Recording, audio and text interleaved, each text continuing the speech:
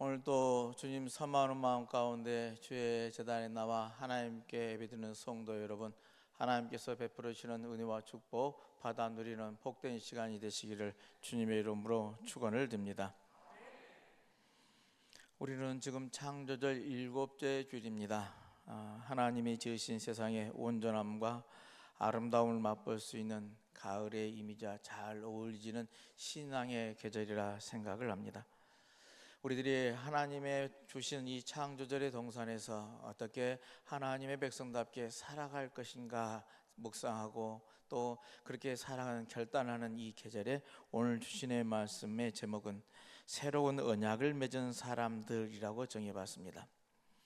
우리 믿음의 자녀들은 모두 하나님과 언약을 맺은 사람들입니다. 이 세상을 창조하신 하나님을 믿고 우리들을 위해서 구원하셨던 예수 그리스도를 믿고 지금도 역사하시고 운행하시는 성령을 믿는 이 믿음의 고백을 하는 우리들은 언약을 받은 사람들이란 겁니다. 그리고 하나님과 맺은 언약은 결코 변하지 않습니다. 왜냐하면 언약의 중심에는 언제나 하나님의 사랑이 있기 때문에 그렇습니다. 그러나 이런 하나님과 언약을 맺은 우리들이지만 우리의 인간의 연약함과 또 시대의 변화 속에서요, 그 언약은 때로 새로운 형식과 결단으로 갱신되어져야만 합니다. 오늘 말씀은 우리로 하여금 그 언약을 다시 기억하게 해주시고 또 새롭게 결단하게 만들어주는 말씀들이라 하겠습니다. 오늘 세 본문의 말씀들은 이 언약을 기억하라 하는 것이고요, 또 하나는 언약이 어떻게 확장되어질 것인가 하는 것이고요, 또 이 언약의 증인은 누구였는가에 대한 말씀들이 오늘 본문의 말씀이라 하겠습니다. 오늘을 통해 우리는 하나님과의 언약이 다시 단지 과거의 약속이 아니라 옛날에 맺어졌던 그런 언약이 아니라 지금도 살아있는 생명의 계약임을 깨닫고 또 여러분의 신앙으로 고백하는 은혜가 있으시기를 바랍니다. 먼저 도루묵에 대한 여러분들의 오언을 아시고 계십니까? 임질이라는 때요, 선조 임금이 의주 몽진길에 나섰 때 일입니다. 몽진길에 나서는데 이제 임금이 피난을 가는 그 과정이죠. 어느 어부의 집에 머물렀는데요, 이 가난한 어부는 임금께 진상할 음식이 없었습니다. 급히 그가 할 수 있는 것은 물고기를 잡아 임금께 진상하는 일이었는데요, 근데 시장의 반찬이라고 임금은 그 물고기를 얼마나 맛있게 드셨습니다. 그러면서 맛있게 드시면서 그 이름을 물었더니 묵이라고 그랬습니다. 묵이란 이토록 맛난 물고기를 그토록 천박한 이름으로 부를 수 있겠느냐? 임금은 그 물고기 이름을 지어줬습니다. 은어라 해라 라고 했습니다. 그래서 그 물고기는 은어가 되졌습니다. 오랜 후에 황궁한 임금은 그 은어 맛이 그리워서요, 수라상에 그 은어를 올리라 명을 했습니다. 그런데 은혜 요류가 올라와서 임금님은 맛을 보았더니 그냥 실망하고 말았습니다. 이렇게 맛이 없을 수가 있겠는가? 임금은 상을 물리면서요, 그놈을 도로 묵이라 해라 라고 했답니다. 그래서 은어가 도로 묵이 되어진 것이죠. 물고기가 무슨 죄가 있겠습니까? 좋게 보면 그게 하얗게 은빛이 빛나니 은어처럼 보일 수도 있고, 나쁘게 보면 검묵틱트가 묵색깔인 것이 이게 묵처럼 생겨서 묵이라고 불릴 수밖에 없는 형편인데요, 시장하면 맛이 기막히지만은요, 배부르면 비리고 성가신 것이 또한 물고기의 맛 아니겠습니까? 또 물고기에야 제 이름이 은어이면 어떻고 도루묵이면 어떻겠습니까? 근데 오늘 이 비유를 여러분들한테 옛날 이야기를 꺼내는 이야기는요, 우리들의 인생사를 비춰볼 때 우리들의 살아온 삶이 이름이 바뀌어지는 도루묵이 되어져서는 안 되는 것 아니겠는가 하는 말씀입니다. 우리의 삶이, 우리의 역사가, 내가 살아온 신앙의 이 길이 도루묵이 되어진다, 그래서는 안 된다는 것이죠. 얼마나 안타까운 일이겠습니까? 우리의 신앙은 어떠한가 살피자는 것이죠. 오늘 여호수아가 그럽니다. 여호수아 24장의 말씀은 여호수아의 마지막 장입니다.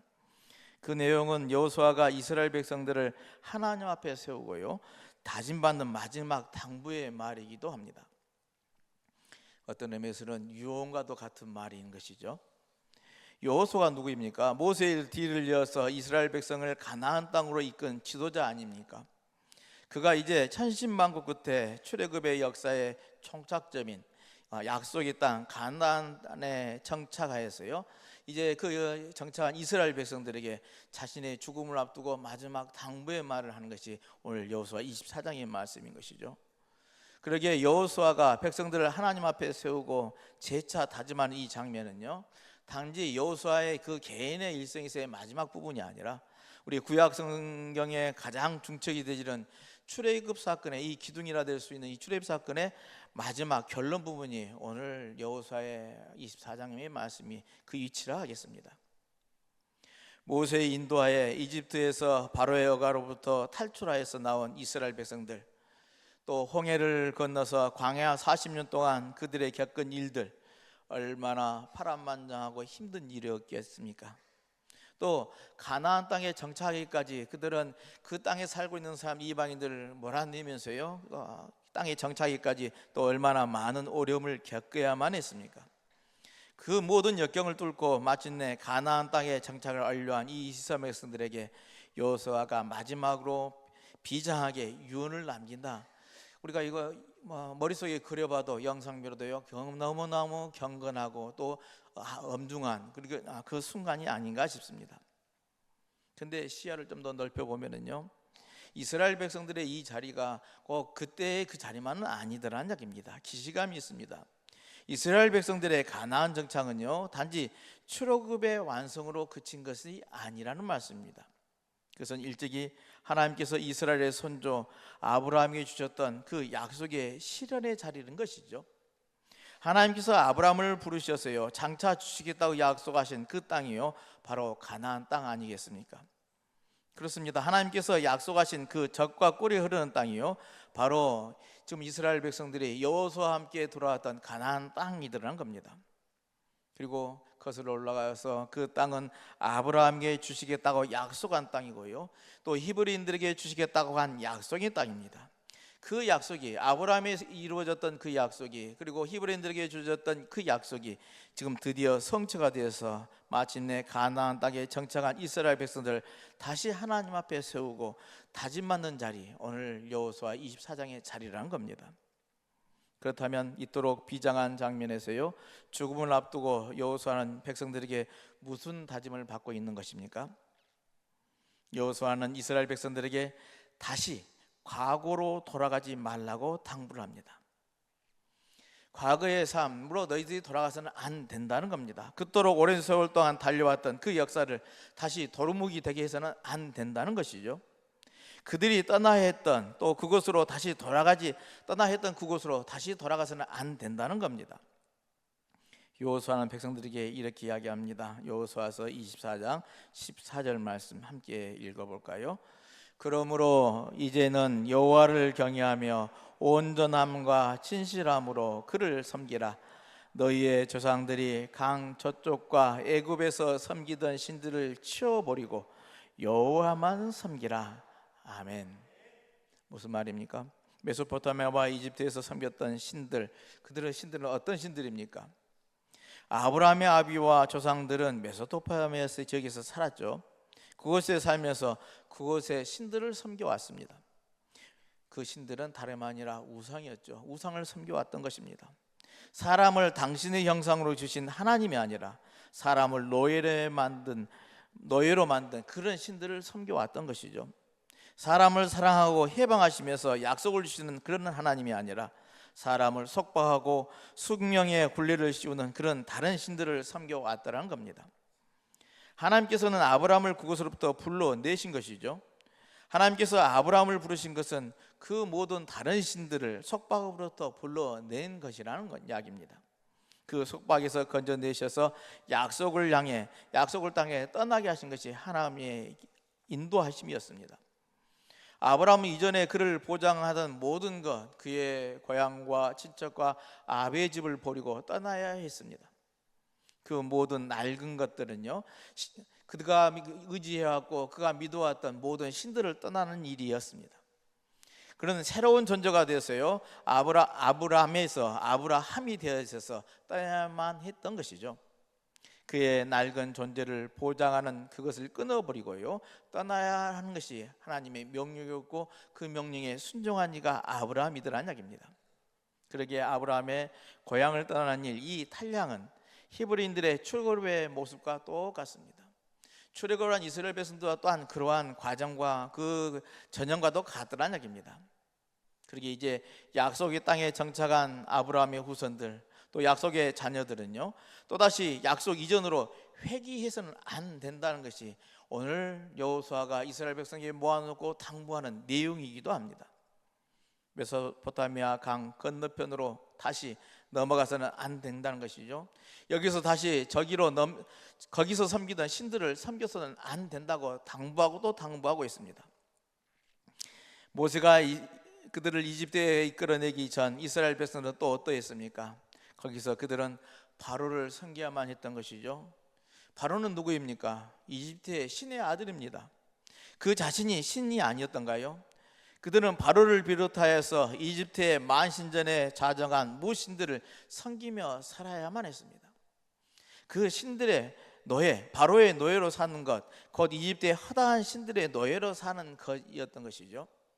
그런데 하나님께서 그들을 바로의 억압으로부터 해방시켜 주셨습니다. 이집트의 무신들로부터 해방하여서 이곳 가나안 땅으로 이끌어 주신 것이죠. 그런데 어째서 그들이 다시 이집트의 신을 섬길 수 있겠는가 하는 겁니다. 어째서 하나님의 구원의 역사를 해방의 역사로 되돌릴 수 있겠는가 하는 겁니다. 그래서는 안 된다는 것이죠. 이제 이 약속의 땅 가나안 땅에 정착한 이스라엘 백성들은 다시 저 강 건너편의 신들과 이집트의 신들을 버려야만 하더란 겁니다. 새날을 위해서는 낡은 과거를, 낡은 역사를 단호히 청산해야만 했던 것이죠. 하나님의 역사를 도루묵으로 만들지 않기 위해서 낡은 역사를, 옛 신들을 버려야 한다면 그것은 그럼 다 된 것이냐? 그렇지만은 또한 않습니다. 하나님의 역사는 과거 청산으로만 완성되는 것은 아니기 때문에 그렇습니다. 신앙은 옛 신들을 버린 것만으로 완성되지는 않습니다. 이제 가나안 땅에서, 이 약속한 땅에서 하나님의 백성으로 그들은 살아야 합니다. 하나님과 맺은 약속을 지켜가야만 합니다. 노예가 아니라 자유인으로서 당당하게 살아가야만 합니다. 그리고 그렇게 살기 위해서는 이제 새로운 중심을 세워야만 합니다. 새 삶의 중심과 원칙을 굳게 세워야 했던 것이죠. 그러기에 여호수아는 이스라엘 백성들에게 뭐라고 합니까? 오직 주님만을 섬기라 다짐합니다. 다른 신들을 버린 것만으로는 족하지 않으니 이제 오직 하나님만 섬겨한다고 당부합니다. 다른 신들을 버린 것도 어렵지만 오직 하나님만을 섬길 일도 쉽지만은 않습니다. 그 가나안 땅에는 아모리 신들이 있었지 않았습니까? 낡은 신들이 가나안 땅에서 아모리 사람들의 신들로 존재하더라는 겁니다. 메소포타미아에 있던 그 우상들이 이제 이집트에 있던 그 바로의 만신전의 신들이, 그러나 아모리, 이 가나안 땅에도 아모리 사람들의 신들이 존재하더라는 겁니다. 그러기에 메소포타미아와 이집트의 신들을 버린 것만으로는 그쳐서는 안 되었던 것이죠. 그들의 조상들에게 낡은 신들이 있었다면 그 후손들에게도 여전히 낡은 신들이 도전해 오더라는 겁니다.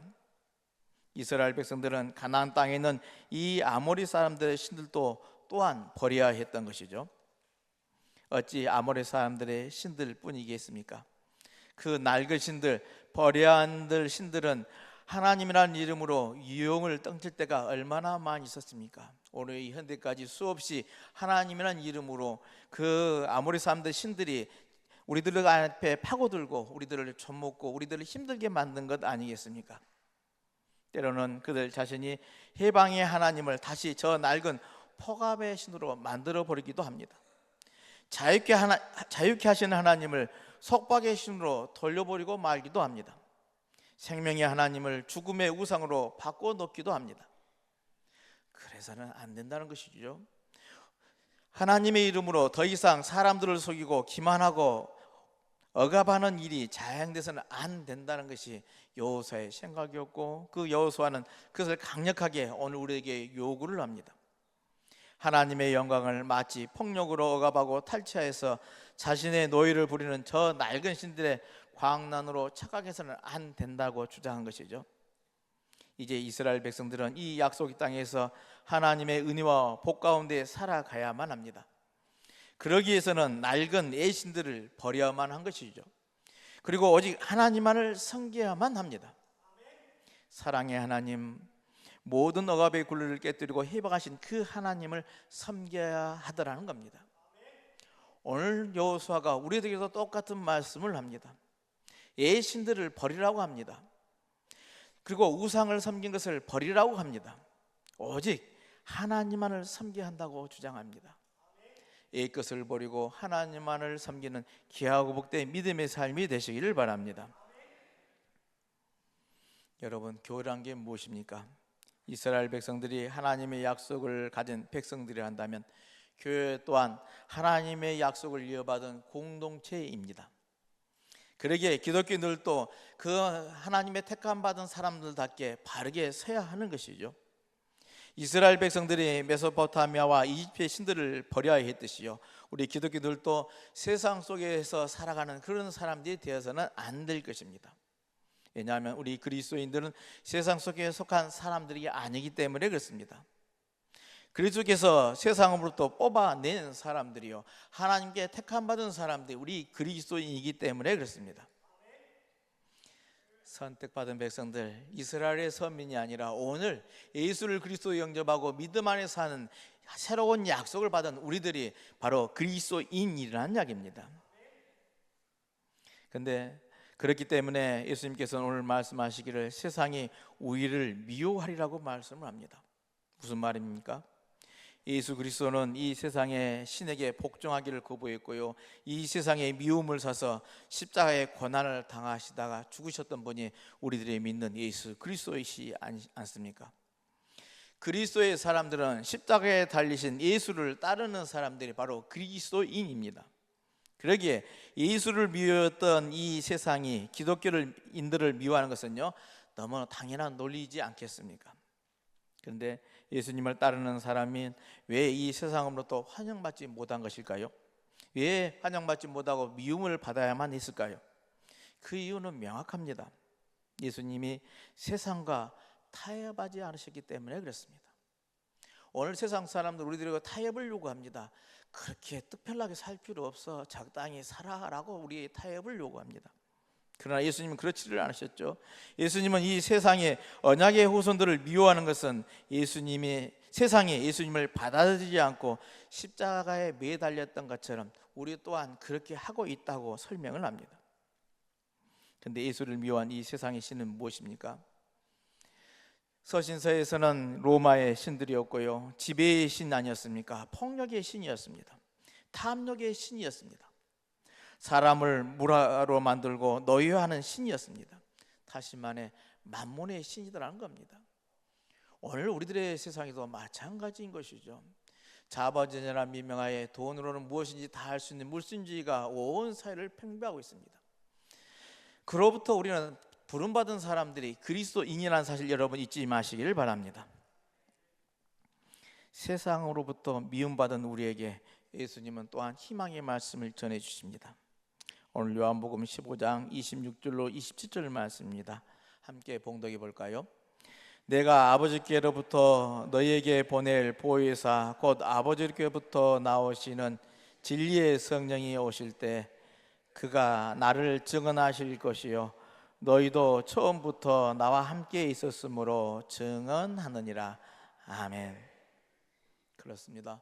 보혜사의 성령은 우리 안에 역사해서 세상의 미움과 핍박 속에서도 하나님과의 언약을 포기하지 않게 해 주십니다. 복음의 능력은 세상에서 인정받고 성공하는 것에 있지만은 않습니다. 세상을 거슬러 살아갈 때 겪게 되는 모든 어려움 속에서도 포기하거나 절망하지 않게 해주고, 또 언약을 굳게 믿고 새롭게 해석하여서 끝까지 견디면서 앞으로 나갈 수 있게 해주는 그 힘이, 그게 보혜사 성령의 힘이라는 말씀입니다. 우리 힘과 능력으로 넘어가지 못할 언덕을 만났을 때 보혜사 곧 아버지께로부터 오는 진리의 영이 우리를 지키시고 이끌으시면서 감당해 주신다는 겁니다. 그러기에 우리는 희망이 있는 것이죠. 내 힘으로는 이 세상을 이겨낼 수 없지만 보혜사 성령이 함께 하시면 이겨낼 수가 있더라는 겁니다.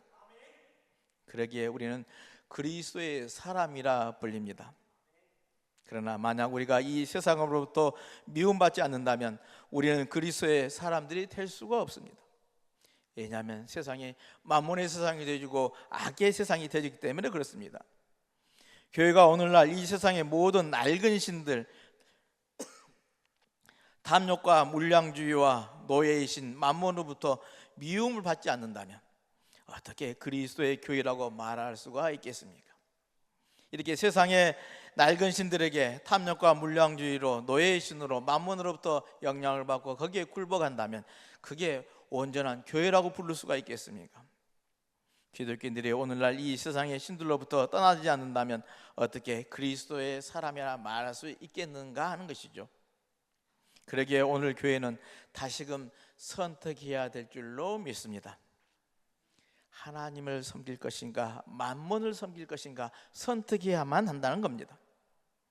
오늘 기독교인들이 주님께 가려 뽑힌 공동체로 살아가려고 한다면 인간을 끝없이 탐욕의 노예로 종살이시키는 이 만몬 숭배로부터 떠나야 할 것입니다.